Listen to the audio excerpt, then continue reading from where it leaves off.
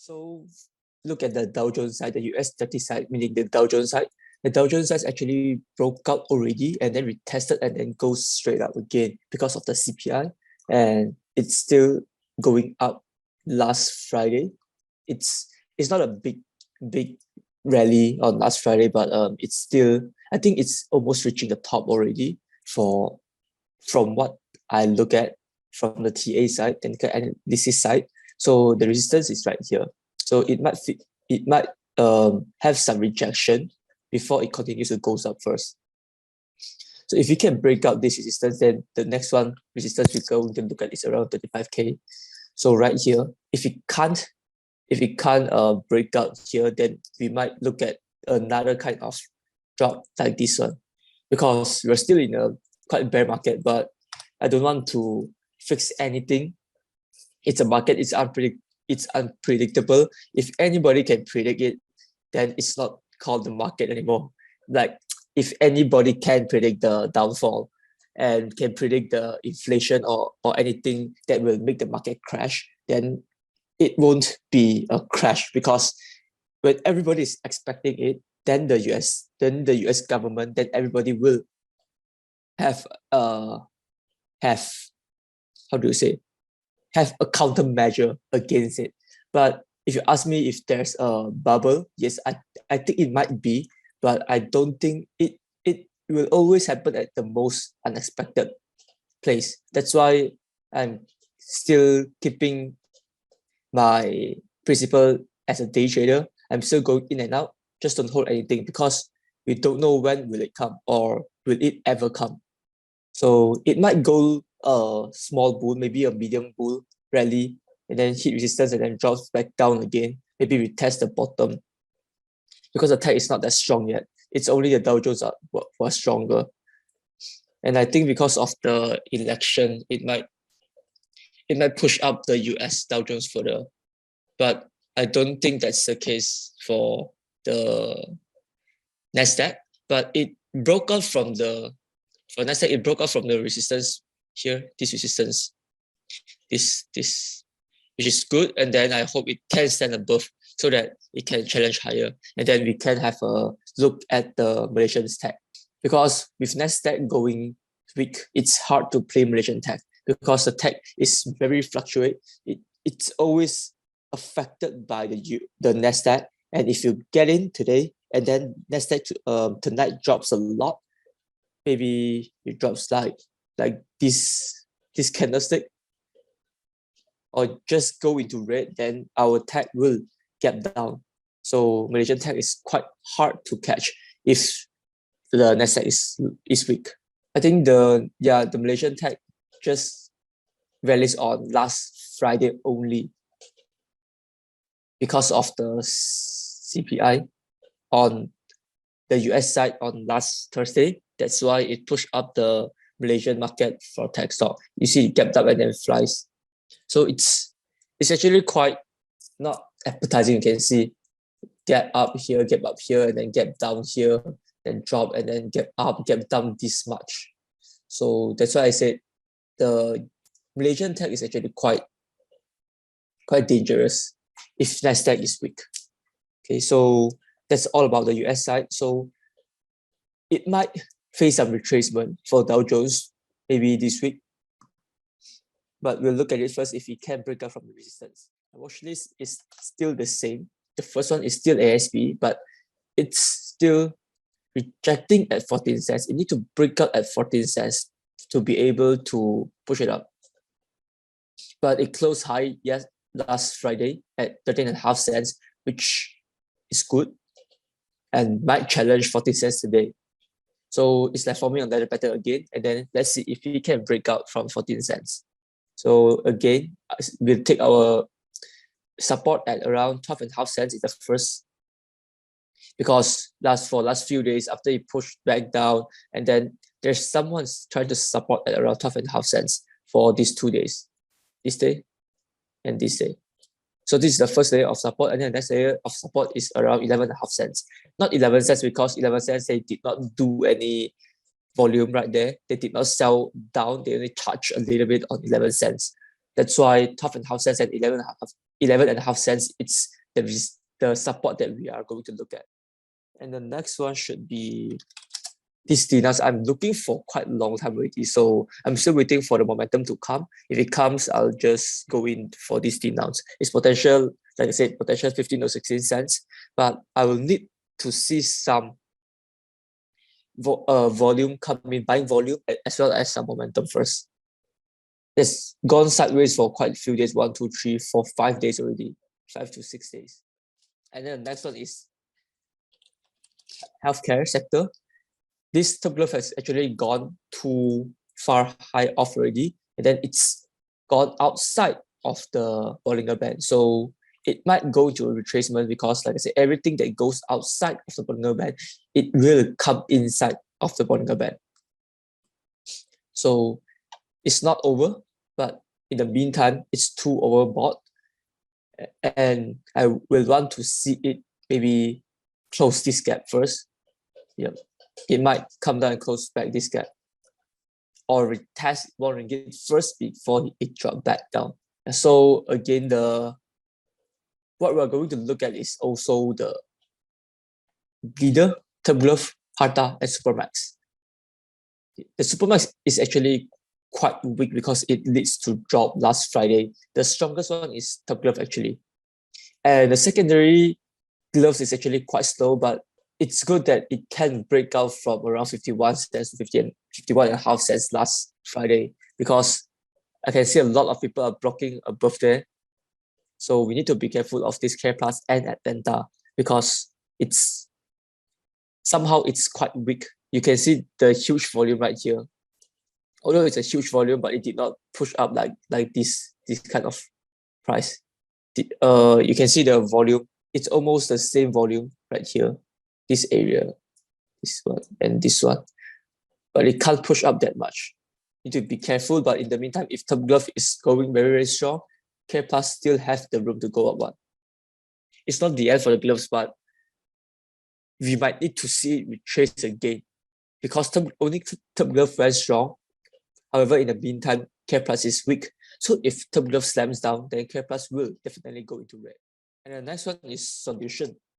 Okay, he formed and reverse candle pattern, meaning that he dropped for around 3 to 4 days, and then first day of the green candle, it's what we call RCP, the reverse candle pattern.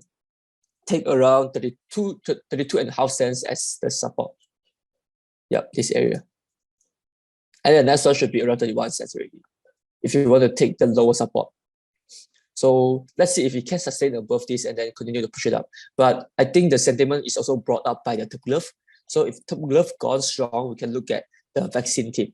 I think still not ended for Solution because it tries the pullback volume is quite dry. The pullback volume is quite dry. And then there's some volume also came in when they push up. So I don't think it's over yet. We can continue to look at it first. Okay, so the next one is SPSETIA, which I told you guys for a long, long time. I'm not sure I know some of you will call it, but I'm not sure how many of you call it or did not call it because you did not talk in the group. So this one, like I said, it's at the pattern here, goes up. Here goes up, goes at the pattern, and then goes up again, goes at the pattern, and then finally last Friday it goes up. So it might retest the 57s to around 59 area. So this previously where they consolidate right here, this area. If it can consolidate and stand strong above it, it might have a chance to break out from the EMS 60 and then straight away go retest around 64.5 cents. So we're looking at this, but don't try not to chase this already because the syndicate of this is quite weird. The way he pushed up is also not that good, not that easy to read. I'm following this closely because of the ladder pattern only, not because of the syndicate's pattern. Because the syndicate's pattern is quite hard for me to read its pattern. He just slams up and slams down, and then tops 5,000, 10,000 knots, and then withdraw it again, and then slams down again. So if he wants to block, he can block really, really fast and slam really fast also. So like here, like this, you can see this long wick. He can push really high, really fast. In the meantime, he can push down also really fast and really hard and really strong. So need to be careful of this kind of stock.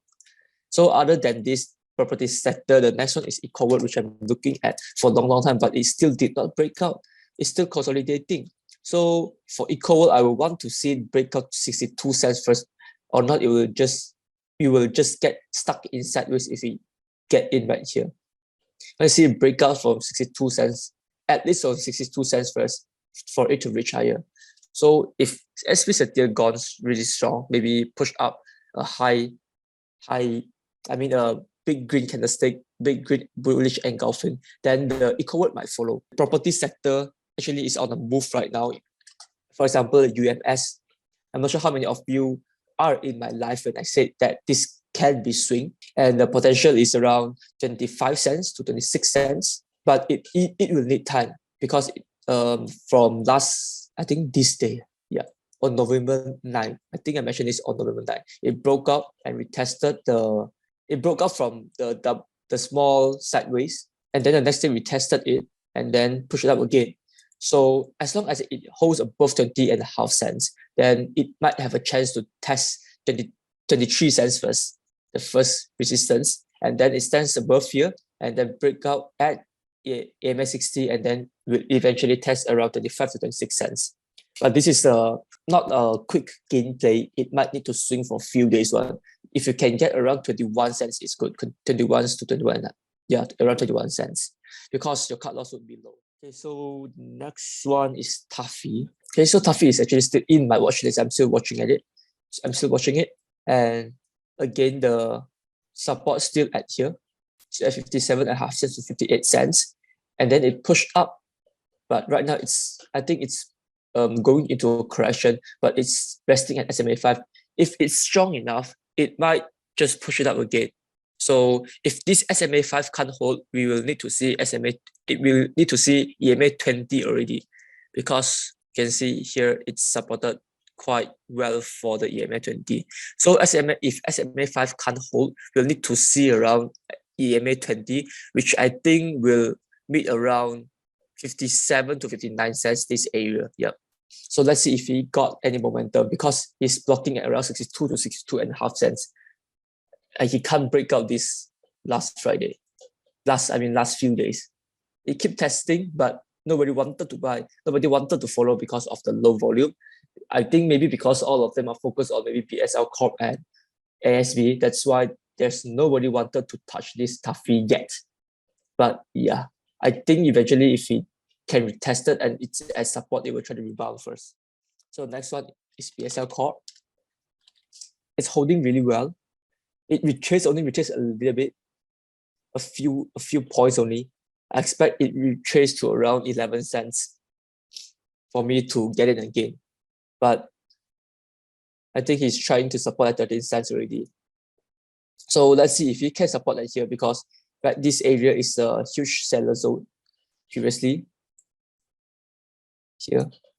So I think he might need to consolidate here a while, or just straight away push up if he's strong. So let's look at it first for further potential. But as you know, it's really dangerous. It's really risky. If those of you who don't want to get in, it's definitely okay. It's fine. You can just stay out of it and just monitor first, because you don't have the experience to play penny. You can take this as an experience for you to get to know about penny stocks. Then when the market bull came back, then you will have the experience to engage in this kind of stock. So if you're not confident, you can just stay out of it. You can just don't touch it, because if it slams down quickly, you might easily get your hands burned. And the last one is light industry, which is the steel team. It actually broke out from the sideways, the consolidation area at 33 cents, 22.5 to 33 cents.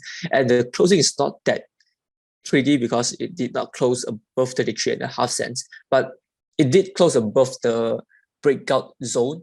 So it's still good to look at, yeah, for light industry. For if you wanted to play that industry, we also need to look at AYS because it's also steel industry, and then you might need to look at Anju. But for the steel sector, the PMB tag, those CSC still are really strong. I think last Friday, yeah, it goes quite strong last Friday. Not only PMB tag, I've forgotten how many of the shares, but mainly the big cap share.